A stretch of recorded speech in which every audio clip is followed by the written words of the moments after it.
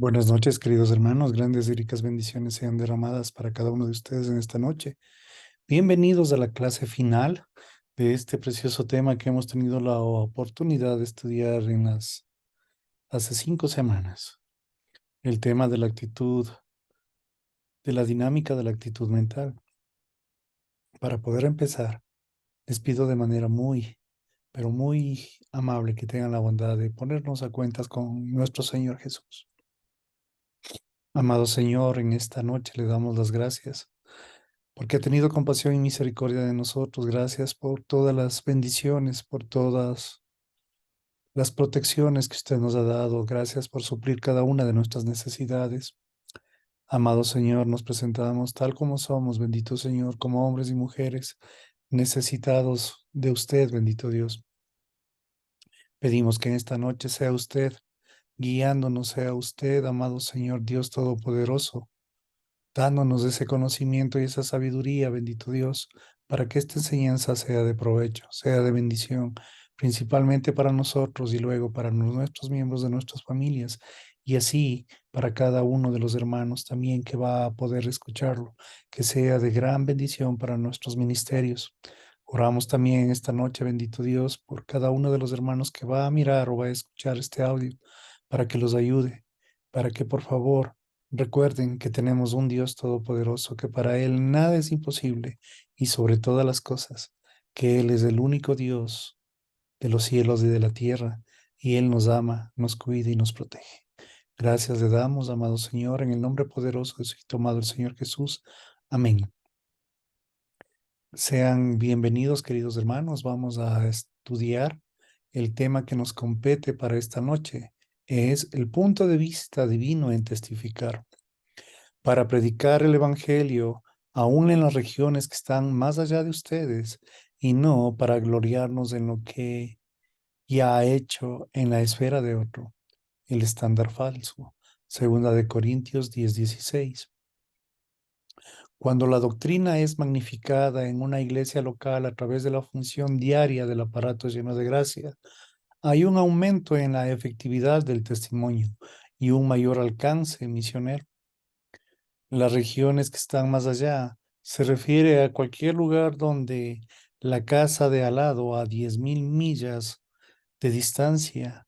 Otra vez Pablo dice, en él no se gloría o santificaría las normas y los estándares falsos de los legalistas que han ido mucho más allá con su punto de vista humano. Pero él sabe cuando el reversionismo se cura por el cambio de actitud mental hacia la doctrina y la función diaria del aparato lleno de gracia. Los corintios saldrán con el Evangelio y harán claro el tema de su salvación.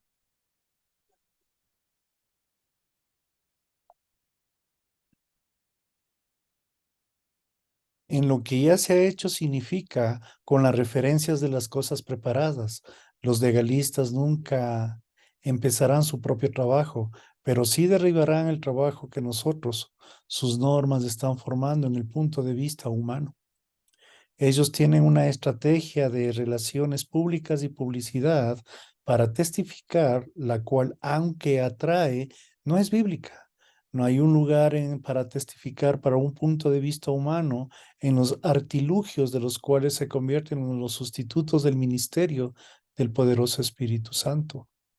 Testificar por artilugios es un estándar falso patrocinado por aquellos que son ignorantes o en la revuelta en contra de la doctrina bíblica. Aquellos que criticaron a Pablo están gloriándose de otros que evangelizan por el método del punto de vista humano. Ningún creyente en la revuelta emocional y el reversionismo puede comunicar con eficacia el Evangelio. Siempre tiene el interés personal como el legalismo. Él siempre añade algo al Evangelio o confunde el tema para el no creyente. Él quiere que el no creyente deje ciertos pecados que lo desestabilizan. El elogio divino. Pero el que se gloría, que se gloríe, siga gloriando en el Señor. Segunda de Corintios 10:17.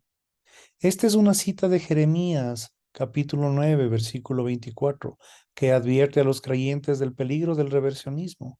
El contexto del pasaje de Jeremías describe la desintegración nacional de Judá, que había alcanzado su cúspide después de un periodo de 11 años al rechazar la doctrina. Los judíos, las tres categorías de prosperidad declaradas en el contexto de éxito, economía y espiritual, Jeremías 9:23. Por un periodo de tiempo, ellos habían funcionado bajo el aparato lleno de gracia, pero a través del descuido de la doctrina, ellos entraron en la revuelta emocional, en el reversionismo y han llegado a ser sabios en su propia opinión. Romanos 11:25 y 12:16.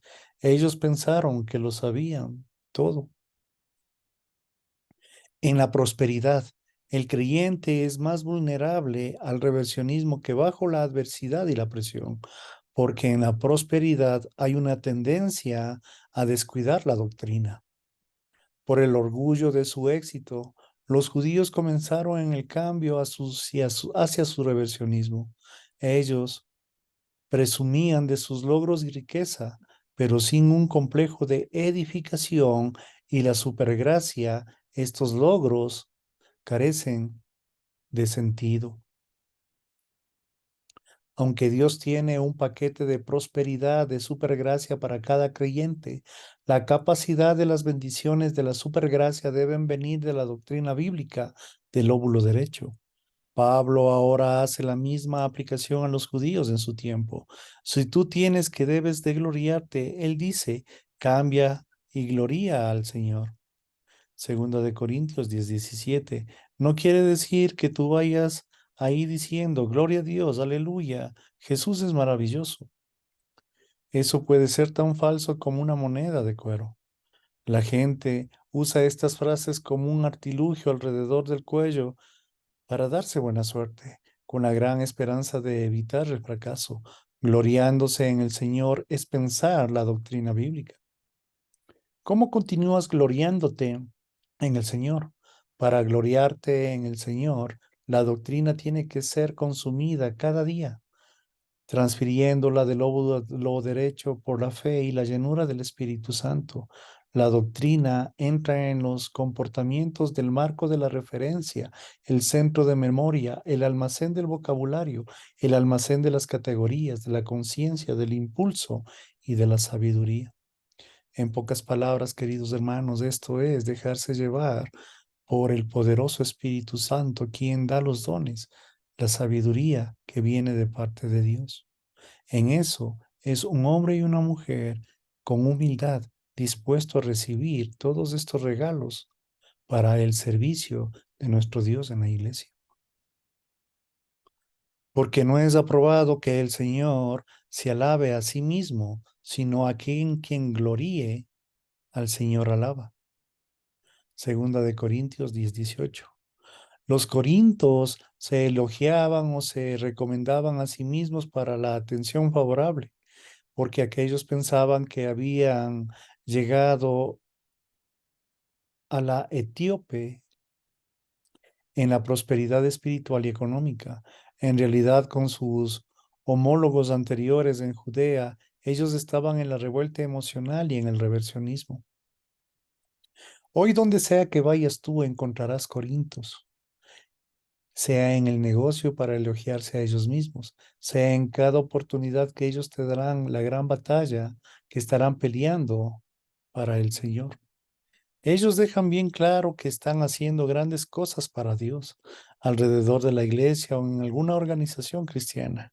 ¿Qué es lo que están buscando? La aprobación. Tal vez nunca han visto las recomendaciones que en otros ámbitos de la vida están hambrientos de aprobación. Si tus actividades están motivadas solo en el propósito de obtener aprobación y reconocimiento, tú puedes estar haciendo otra cosa correcta, pero a la manera incorrecta. ¿Qué te hace tropezar? La actitud mental, el punto de vista humano.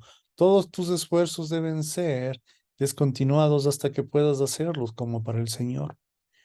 Dios no te aprueba cuando tú te promueves a ti mismo o te tomas crédito para ti mismo. Cuando tú criticas, juzgas o calumnias a otro creyente, tú estás en efecto integrando, promoviéndote a ti mismo. Sin embargo, tus artilugios humanos carecen de valor. Si el Señor te promueve, tú no eres promovido. Salmo 75, versículos 6 y 7. Es muy puntual. Es muy profundo este pensamiento. Todo lo que contiene la palabra de Dios en 2 de Corintios 10:18. Hay muchas personas que se alaban a sí mismo, buscando ser aprobados, pero lamentablemente todo está en el comportamiento o la doctrina humana. Aquí la palabra es muy clara, que si Dios no lo aprueba, de nada servimos. En pocas palabras, nosotros solo somos instrumentos los cuales vamos a pasar la palabra de Dios. Por eso tenemos que perfeccionarnos día a día, leyéndonos, lavándonos, aprendiendo, comprendiendo y practicando más la palabra de Dios para dejar atrás todo lazo con la mente y todo lazo con la carne, que lo único que ha hecho es elogiarnos, alabarnos a nosotros mismos y dejando en un segundo plano todo lo que es la palabra de Dios. El ascenso de David. David comenzó su carrera no solo desde la posición como notoria, sino también como una persona desapercibida. Si quieres saber quién era una persona desapercibida, ese es el octavo hijo en una familia. Los otros 7 estaban siendo promovidos, impulsados y educados. Eso tomó todos los recursos del padre que fueron invertidos en ovejas. Alguien tenía que cuidar las ovejas para mantener a los otros 7 jóvenes en las escuelas y progresando en sus carreras. Siendo el octavo, David fue a la alternativa lógica. Él estaba en el último pendaño, el hijo olvidado de la familia. Él vivía más cerca de las ovejas que vivió en la casa de su padre en Belén. Desde este lugar anónimo como un pastor, David escaló hasta la posición más alta en el reino. Él en verdad fue un gran hombre en la historia, tanto desde el punto de vista divino como humano. Él fue uno de los más grandes gobernadores de todos los tiempos. Estamos familiarizados con muchos de sus actos valientes, como él solo derrotó y mató al gigante, como él llegó a ser el general del más alto rango en el reino, como se volvió el hombre más popular en la corte, como en el exilio forjó una banda de fugitivos para ser un diestro equipo militar y por último, cómo se convirtió en rey. De hecho, a menudo nos perdemos tanto en la acción de la historia que nos olvidamos de sus acciones que estaban basadas en la actitud mental. El contraste sobre los puntos de vista humano y divino. En Primera de Samuel 16, versículos del 1 al 5, Dios instruyó al profeta Samuel a que fuera a Belén para ungir al próximo rey de Israel. Saúl iba a ser el sucedido por un hijo de la familia de Isaí. Cuando los 7 hijos fueron desafiados ante Samuel, el mayor le llamó la atención a Samuel, alto, guapo, portando su nuevo uniforme como segundo teniente de la infantería. Él se estaba preparando para ir a la guerra contra los filisteos que estaban invadiendo a Israel. Cuando ellos encontraron a Samuel, vio a Eliab y se dio ciertamente el ungido del Señor que estaba delante de él. Pero el Señor le dijo al Samuel, no mires su apariencia, ni lo alto, ni la estatura, por lo que he desechado, porque Dios no ve como el hombre ve, pues el hombre mira la apariencia exterior, pero el Señor mira el corazón, lóbulo derecho. Primera de Samuel 16, versículos 6 y 7. El contraste de los puntos de vista humano y divino. Observa el contraste declarado. El hombre mira la apariencia exterior, pero el Señor mira el óvulo derecho desde el punto de vista humano. Aquí hay un individuo alto, guapo, agradable, a quien cualquiera podría haber seleccionado para ocupar el puesto. Pero Dios dijo, no puedes repasar esa línea de un lado a otro las veces que quieras, pero yo he rechazado a estos 7 jóvenes a pesar de que ellos son bien parecidos. De inmediato Samuel chocó contra un muro de piedra donde estaba la respuesta a su dilema. La respuesta estaba afuera de las ovejas, trabajando con fidelidad. Cuando uno de los corderos estaba atrapado en el cactus, David lo recuperaba. Cuando un animal salvaje tomó una oveja del rebaño, él persiguió y mató al animal. ¿Por qué? Él tenía la actitud mental correcta del punto de vista divino de la vida. Él estaba ocupado con la persona de Cristo, Salmo 23. Cuando él oyó que Samuel había llegado al pueblo, no corrió al pueblo, él se quedó con las ovejas. Samuel preguntó si estos eran todos los hijos de Isaí. En tono de burla, Isaí dijo, aún queda el menor, es el que está apacentando las ovejas. Primera de Samuel 16:11, insinuando que era el más joven y no era importante.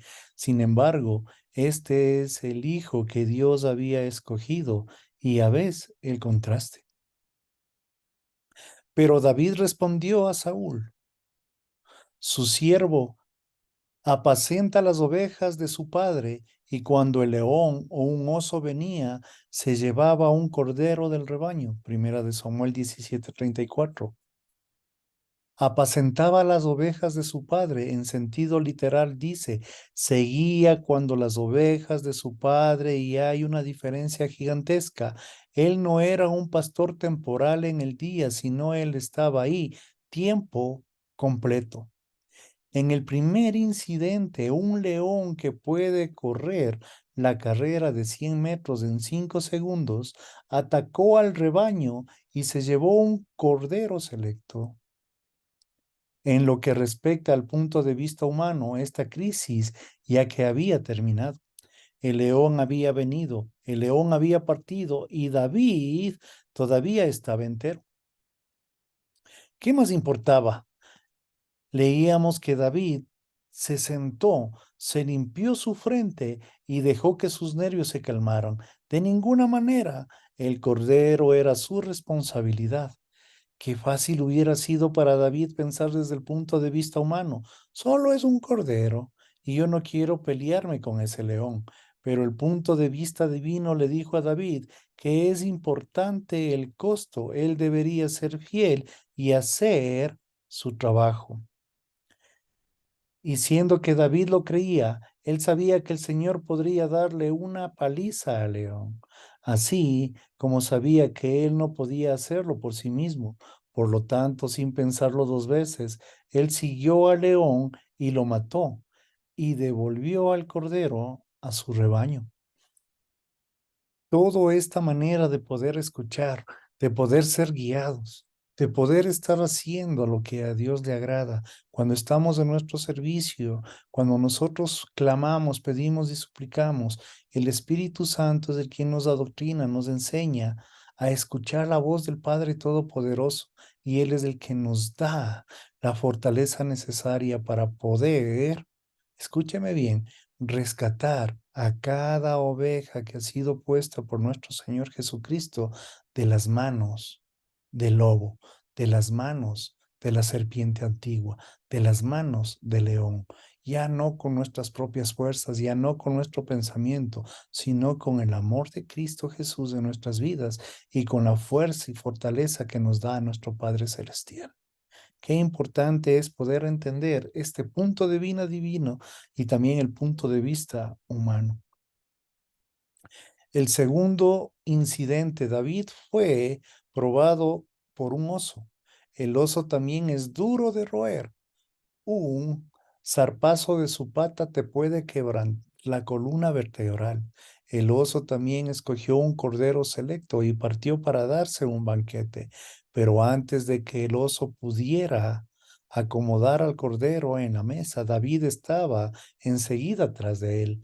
Ahora David pudo haber relacionado y dicho, después de todo, yo soy el único joven que alguna vez haya matado a un león, así que creo que descansaré en mis laureles y me sentaré aquí. No, David, él sabía que tenía una responsabilidad ante el Señor y él hizo su trabajo como para el Señor.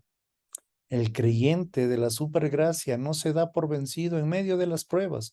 Habiendo pasado la prueba del león, David no eludió la prueba del oso.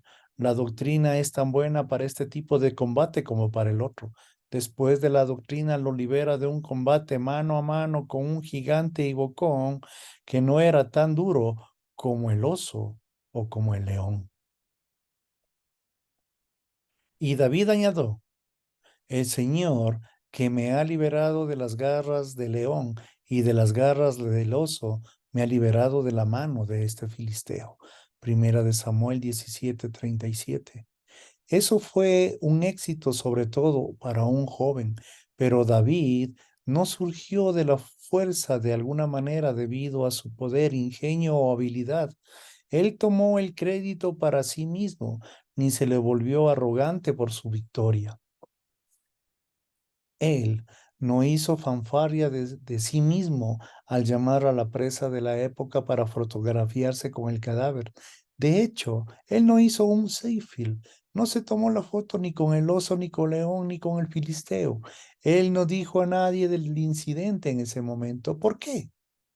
Porque él persistió en mirar siempre la vida después del punto de vista divino que dice, porque no es aprobado el que se alaba a sí mismo, sino aquel a quien el Señor alaba. Segunda de Corintios 10:18. Cree gran lección entendemos y comprendemos en este precioso versículo bíblico. Es algo increíble, es algo impresionante poder entender esto sobre los elogios a sí mismo y quien alaba al Señor, quien busca sus propios laureles y quien busca agradar al Señor en todo. En eso podemos nosotros meditar y encontrar grandes significados para nuestras enseñanzas, para nuestra manera de vivir y de pensar, no agradar al hombre, sino agradar al Dios. Con esto podemos nosotros entender cuánta gente se alaba a sí mismo desde un púlpito y cuántas pocas personas son humildes y agradecen a Dios por un día más de vida desde ese púlpito. Y me voy a más allá. ¿Cuáles de estas personas que se alaban a sí mismos desde un púlpito van a visitar a las personas que están muriendo, a las más necesitadas en sus hogares? Y el más humilde es el que busca, el que ora, el que es un instrumento de Dios para que Él pueda llevarles bendición, salud y que el Señor supla cada una de sus necesidades. Ahí está la diferencia del hombre natural, del hombre carnal, que busca para sí mismo todo, que hace un negocio de todo, o el hombre espiritual, que solo depende de Dios. Hablamos en términos humanos. Todos tienen algún área de miedo, pero David había conquistado el miedo, Salmo 56:3. ¿Por qué? Porque él vio la vida desde el punto de vista divino. Hablando en términos humanos, todos tienen algún área de miedo, pero David había conquistado el miedo, Salmo 56:3. Él se había enfrentado hacia su ego, él se había enfrentado a sí mismo, él había encontrado en la doctrina, en el conocimiento, en el amor de Dios a Dios mismo, el cual aprendió que tiene que darle el primer lugar. ¿Y dónde consiguió el punto de vista divino de la doctrina en el lóbulo derecho? Él, en cada salmo que David escribió, tú encontrarás una hermosa imagen de la liberación y del poder, la misericordia y el amor de Dios. Vamos a examinar otros ejemplos del punto de vista divino de la vida de David. El rey Saúl estaba sufriendo de depresión maníaca, primera de Samuel 16:14, y sus doctores recomendaban terapia musical. Ellos querían un músico clásico, tocando con destreza el saiterio, el arpa y los 10 cuerdas. Uno de los sirvientes de Saúl sabía que el joven de las colinas de Judea, quien era un artista consumado, y así fue que David fue traído a la corte de Saúl. David tocaba día tras día y la condición de Saúl mejoró. En agradecimiento, Saúl lo nombró a David como su escudero. Primera de Samuel 16:21. Quizá no te parezca gran cosa, pero puede ser lo que imaginas, cargando con equipo a la batalla pesada y asignando un trabajo difícil. Pero David tenía sirvientes para cargar la coraza, el casco y otros accesorios. El escudero era una posición honoraria. Una persona que era escudero del rey un día sería un general o un primer ministro o ocuparía algún otro cargo de alta jerarquía en el reino. Era una gran garantía de su fortuna prometida desde el punto de vista humano. David había alcanzado el pináculo como el escudero del rey, pero David iba y venía de donde estaba Saúl y Belén para apacentar el rebaño de su padre. Primera de Samuel 17:15. Ahora la mayoría de las personas hubiera dicho David que estaba fuera de sus cabales. Él cazaba la oportunidad de su vida. Yo puedo imaginar a Isaí cuando David regresó a su casa. El hombre para la crisis. Ahora nosotros llegamos al incidente para el cual Dios había estado preparando a David. Una crisis diseñada por Dios para presentar el próximo rey de Israel, Goliat, el gigante de casi 3 metros de Gat. Presentó una crisis militar que Israel enfrentaría. Por 40 días él había vociferado a diario su desafío para que alguien peleara contra él, mientras los soldados de Israel temblaban en sus dientes. En el escuadrón de David llegó al campamento como escudero del rey, no, como un joven llevando 10 quesos para el comandante del batallón, más un suministro de raciones para sus 3 hermanos. Cuando David escuchó el desafío del gran bocón, él dijo, ¿quién es este gigante que se atreve a pararse al frente de la guardia imperial de Saúl y hacer tales comentarios? No, David dijo, ¿quién es ese filisteo incircunciso para desafiar a los escuadrones del Dios viviente? Primera de Samuel 17:26. David consideraba a este filisteo como un no creyente en lugar de un gigante poderoso, y consideró vergonzoso y deshonroso que 40 días habían transcurrido sin que alguien aceptara el desafío. Después de todos, ellos eran soldados del Dios viviente. El ataque del punto de vista humano. Cuando David fue a enfrentar el desafío y tuvo que confrontar su propio hermano antes de poder pasar con el gigante, Eliab lo acusó de arrogancia y lo tildó como sus desertor de sus pocas ovejas. Primera de Samuel 17:28.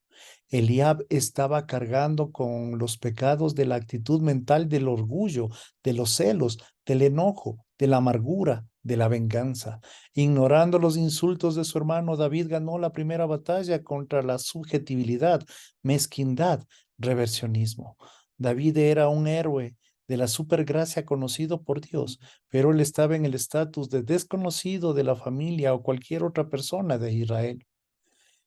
Pero para ganar la batalla contra el diablo, David se retiró para vencer al gigante.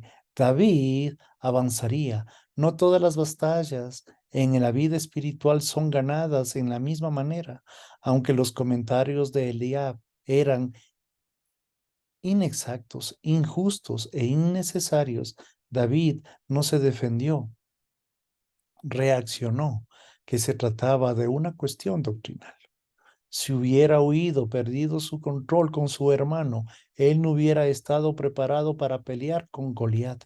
Mientras Eliab menospreció a David, Dios elevó a David. Tu victoria de la supergracia hoy sobre la mezquindad puede resultar en matar al gigante mañana. Dios nos ha dado a cada uno de nosotros talentos. También nos ha dado armas poderosas espiritualmente, pero también nos ha dado a cada uno de nosotros el dominio propio para no desgastarnos, para saber con el discernimiento cuál es la batalla dada por el Dios que vamos a ganar a nombre de Él, no las batallas que cada uno de nosotros nos ponemos o cada uno de nosotros queremos ganar de título personal. Esa es la diferencia que enmarca de gran manera un hombre y una mujer que tiene la visión, que tiene el amor, que tiene el conocimiento y la disciplina para hacer lo que Dios le manda hacer. En pocas palabras, este hombre y mujer está adiestrado, pero primero su oído para poder diferenciar de quién es la voz de Dios y quién es la voz del hombre.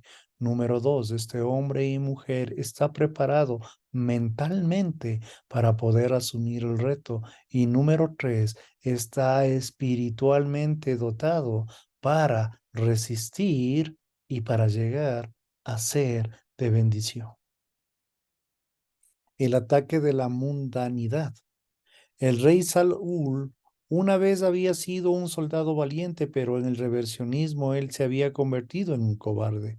Ahora, durante una crisis, él no podía resolver un astuto plan que tomó forma en su mente distorsionada. Saúl ofreció a David su armadura. Primera de Samuel 17:38. Si David tiene suerte y vence a Goliat, razonó Saúl, yo podría tomar el crédito por la victoria porque David lleva puesta mi armadura.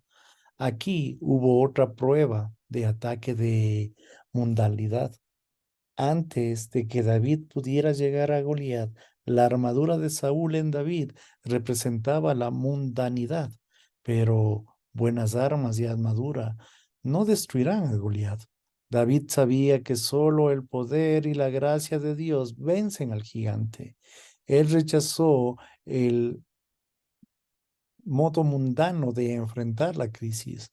Él no era la armadura, sino la actitud del alma. David enfrentaría la crisis con doctrina bíblica, no con una armadura elegante, no con unas palabras puestas por el hombre para enfrentar una batalla que es meramente espiritual. Esa es la gran diferencia.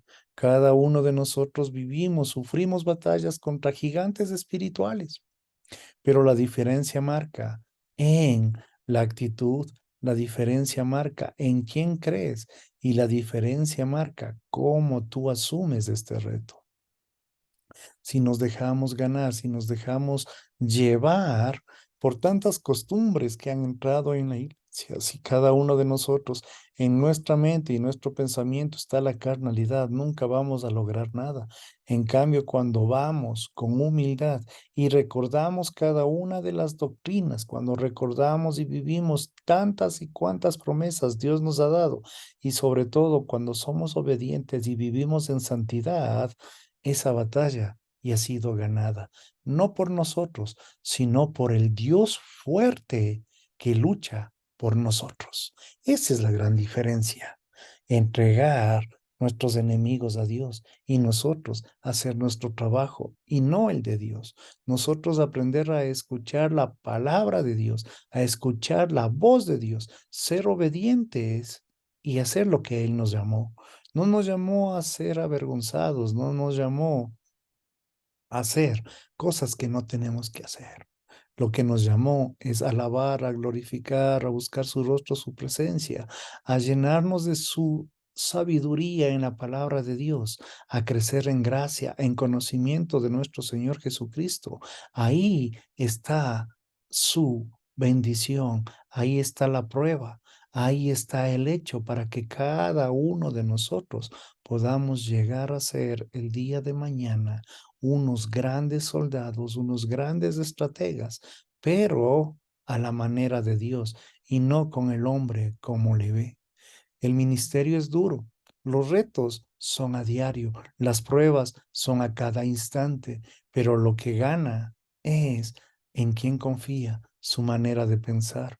No descuide, no baje sus armas, estése siempre atento, así venga el león o el oso, usted está preparado, porque Dios es quien lo cuida, lo protege y lo bendice. La actitud mental de un héroe en la supergracia. Goliat armado con una lanza y un escudo apenas podría creer que venía cuando David salió del campo de batalla ofreciendo por una mísera ofrenda del campamento judío. Comenzó a burlarse de David gritando: ¿acaso soy un perro que vienes contra mí con palos? Primera de Samuel 17:43. Goliat vio la situación así. Saúl me ha enviado un pequeño niño para combatir y él es mejor gladiador de los filisteos.